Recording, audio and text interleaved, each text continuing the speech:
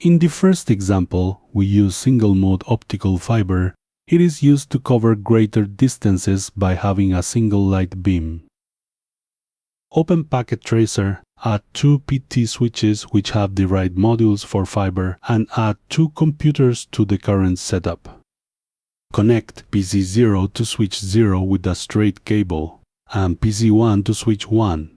Then select the single-mode fiber for both network switches. Configure switch 0 from the CLI to enable the FA41 interface. Perform the same configuration process for the second switch. Add the IP ending in 10 to PC0 and the ending in 11 to PC1. Test the connectivity from PC0 to PC1, but there is no connection. Delete the link between switches, enter switch 0 and see there is no single-mode module. Turn it off and add the unit module. Turn on the switch. Repeat the process of adding the single-mode module to switch 1, following the same order of operations. Add the single-mode fiber to switch 0 and see that the gigabit interface is enabled with a different color. Drop it on switch 1. Perform the ping test, waiting for the network to propagate. Test again, and the connectivity is correct without any signal loss. This would be the way to use single-mode optical fiber. We save the topology and finish the first practical lab example. In the second example, we use multi-mode optical fiber. It is used for short distances using multiple beams of light. Reuse the topology from the previous example, delete the fiber that links the two switches and remove the added unit module. Also remove the module from switch 1. Remember that to add or remove modules from any device, it must be turned off before. Add the multi-mode fiber and select the fast Ethernet 4.1 interface of switch 1 and drop it on the same interface of switch 0.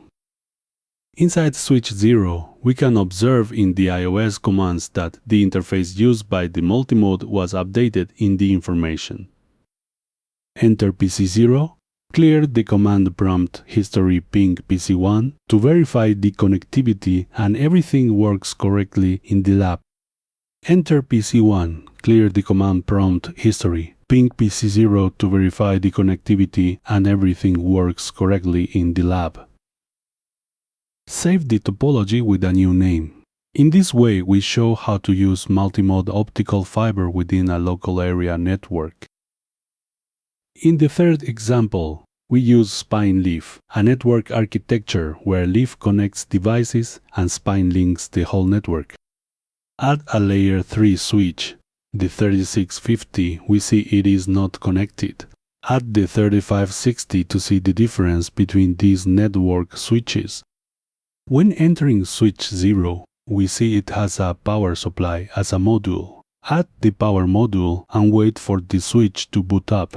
Add 3 2960 switches as leaves. Switch 1 will work with network redundancy. Add labels for model identification purposes. Connect switch 0 with spine 0 using a straight gigabit cable. Connect switch 1 with spine 0 and 1, and finally switch 2. Add 3 computers to the topology and connect each one to a leaf switch. Align the topology and wait for it to propagate. Set an IP address for each PC ending in 11, 12, and 13 of the 192 network, and leave the 24 mask for each one of the devices. Ping from PC0 to PC1 and PC2. Also ping from PC1 to PC0 and PC2. Finally, ping from PC2 to PC0 and PC1 for full connectivity. To test redundancy, remove the power supply from the layer 3 switch 0. We can observe that the links turn red immediately.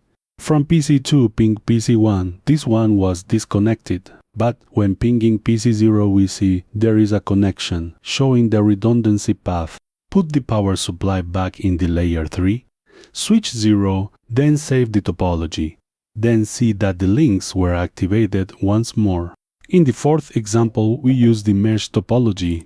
which provides redundancy and high availability, avoiding various failures. Add 2 to 911 routers and connect them. Seeing the interfaces used, configure a network between them using the graphical setup. Now enter the CLI of router 0 to see the interfaces and ping the other router. Do the same from router 1 to router 0 easily. Now add router 229.11. Connect it with router 1 and enter the IP, but it gives an error. You must use a class C24 mask. Change the other routers to a 24 mask and test ping again to verify connectivity. Finish configuring the physical links.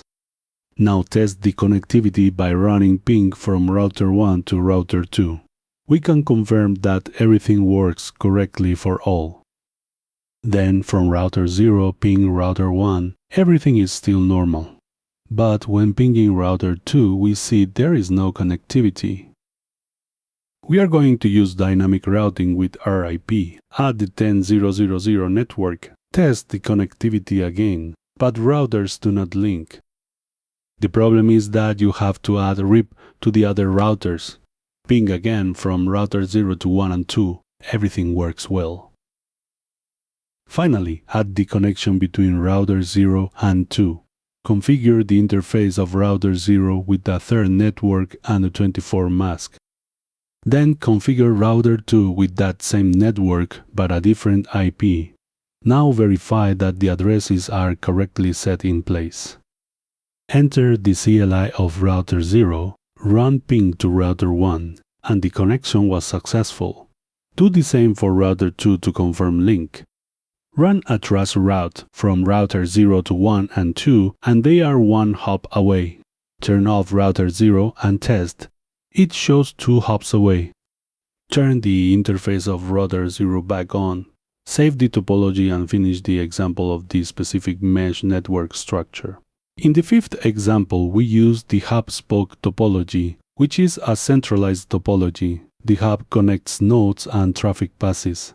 Add 3 2911 routers. Connect router 0 with 1 and also connect router 0 with 2. Add labels for clear identification. Enter the CLI of router 0 and configure the IP of interface G00 ending in 11 and the G01 ending in 21. Now configure spoke 1. Enter router 1. Add the IP ending in 1.2.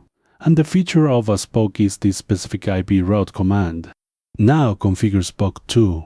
Enter router 2. Add the IP ending in 2.2, and the feature of a spoke is the specific IP route command. From the topology, verify that router 0 has 2 interfaces configured, and each spoke must have only one single interface.